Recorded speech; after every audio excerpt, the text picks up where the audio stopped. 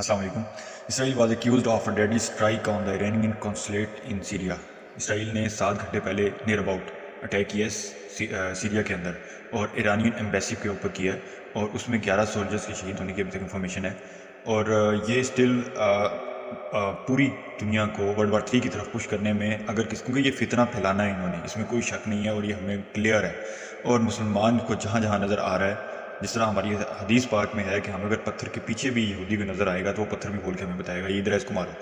تو مسلم countries should take a quick stance against Zionist and Israel and اس کے جتنے بھی اس کی پشت پناہی کر رہے ہیں جتنے کنٹریز. اور مسلمانوں کو اس وقت جاگنا چاہیے کیونکہ فلسطین ہمارے سے جا چکا ہے، سیریا گیا، عراق گیا، لبنان گیا.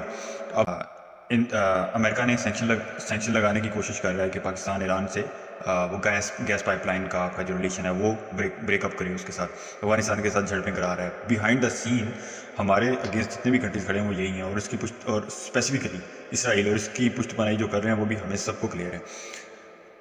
اور یہ اکثر سننے کو ملتا ہے کہ ایک بندے کے کرنے سے کیا ہوتا ہے، اسٹل اگر بائیک آؤٹ کی بات کر لو، جی اسرائیلی پروڈکٹس کا بائیک آؤٹ کر لو، آپ کوئی پروٹیسٹ کر لو تو یہی بات آتی ہے یار ہمارے ایک کرنے سے کیا ہوگا.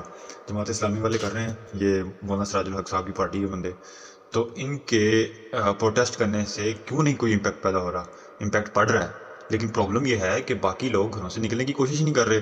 وہ یا تو اسکرولنگ پہ لگے ہوئے ہیں، ٹھیک ہے، وہاں سے آفس گئے، آفس سے واپس آئے، موویز دیکھنے پہ لگے ہوئے ہیں، اپنی لائف پہ انجوائے کر رہے ہیں، بیوی بچوں میں لگے ہوئے ہیں.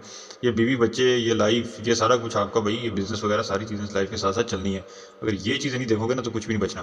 کیونکہ یہ آپ سوال جا کے پوچھ لیں، اگر کسی کو کوئی شک ہے اس وقت تو وہ پوچھ سکتا ہے جا کے فلسطینیوں سے ان کی کیا سچویشن ہے اس وقت، کرنٹ سچویشن کیا ہے، ان کے بزنس کی سچویشن کیا ہے، ان کے اہل و عیال کی سچویشن کیا ہے، وہ کدھر ہے. ٹھیک، انہیں پتہ ہی نہیں ہے کہ کون کدھر ہے، کوئی زندہ بھی ہے کہ نہیں.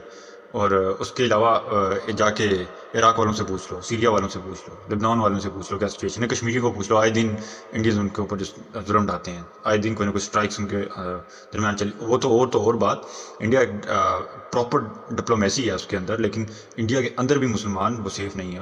اور وہاں پہ جو سچویشن کریٹ ہو رہی ہے، میں نے ویڈیوز اپلوڈ کی ہوئی ہیں. ان کی ہولی ہوتی ہے، کوئی بھی تہوار ہوتا ہے، مسلمان کو یہ وہاں پہ ان کی بیٹیوں کی، بہنوں کی عزت کو پامال کیا جاتا ہے. ٹھیک ہے، کسی کا وہ انہوں نے چادر اتار دینی ہے، برقع اتار دینا ہے. اور ڈیورنگ یونیورسٹیز اور کیمپسز کے اندر بھی اس سچویشن ان کی اسٹل کریٹ کر رہے ہیں.